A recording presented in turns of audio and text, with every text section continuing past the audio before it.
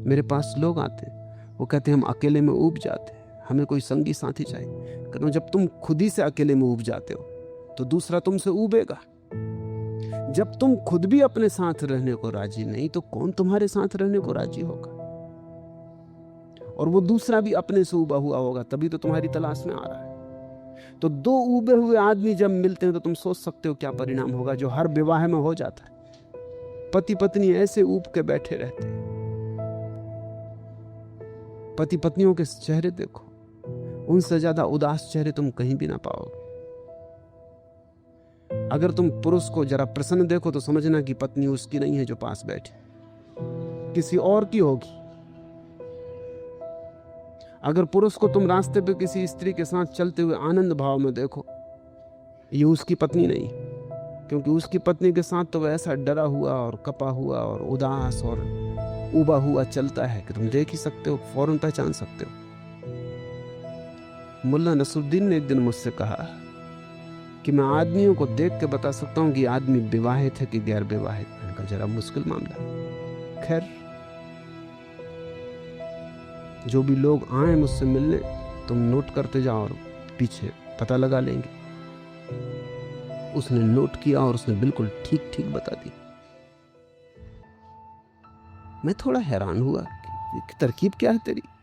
उसने कहा तरकीब ये है, जो आदमी शादीशुदा है वो बाहर पड़े हुए बिछावन पर पैर पहुंचता है, जो गैर शादीशुदा है वो सीधा चला आता। पत्नी का भय तो कौन पहुंचता है? अभ्यस्त हो गए हैं वो।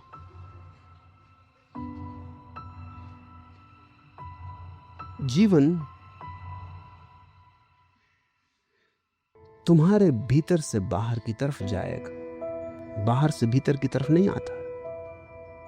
तुमने अगर अपने को प्रेम किया तो तुम पाओगे बहुत लोग तुम्हें प्रेम करेंगे। तुम अगर अपने को प्रेम करने में समर्थ हो गए तो तुम पाओगे अनंत अनंत प्राणों से तुम्हारी तरफ प्रेम की धारा बहनी शुरू हो जाती। तुमने अगर अपने को प्रेम न कर पाए, जो कि तुम्हारे साधुओं की शिक्षा के कारण असंभव हो गया है, तो तुम्हें कोई भी प्रेम न कर सकेगा।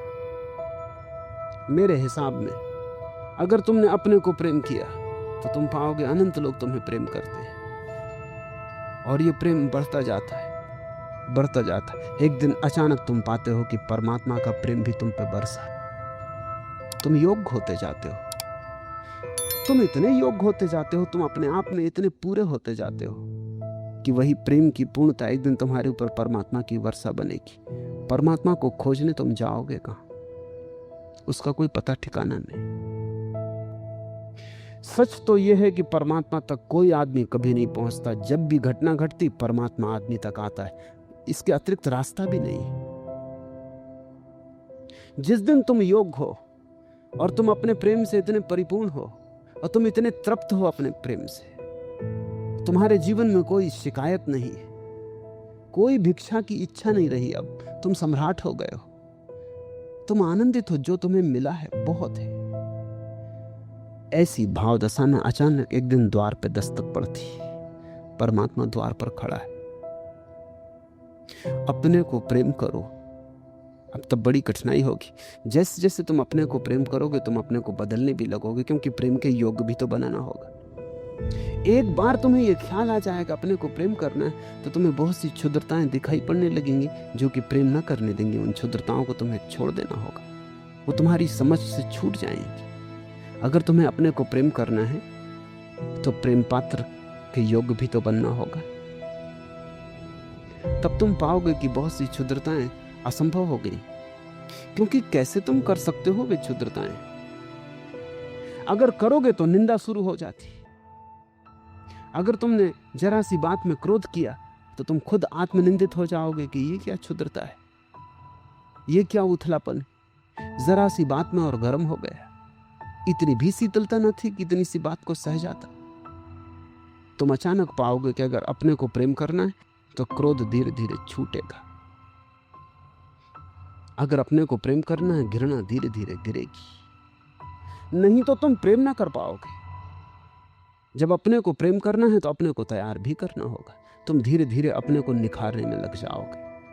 अब तक तुमने दूसरों के लिए अपने को तैयार किया था तो तुम बाहर से सजाते थे, अच्छे वस्त्र पहनते थे, गंध छिड़कते थे, फूल बालों में खोस लेते थे, रंग रोगन कर लेते थे, बाहर से अपने को सजा संवार के जाते थे। जब तुम अपने को प्रेम करोगे तो बाहर की सजावट तो काम ना आएगी, क्योंकि तुम तो भीतर हो। और तुम कितना ही रंग ऊपर पोत लो चेहरे के, तुम्हें तो अपना असली चेहरा पता ही नहीं। जब तुम अपने को प्रेम करोगे तो तुम्हें भीतर सजाना पड़ेगा, भीतर का श्रृंगार शुरू होगा, और भीतर का श्रृंगार ही साधना है।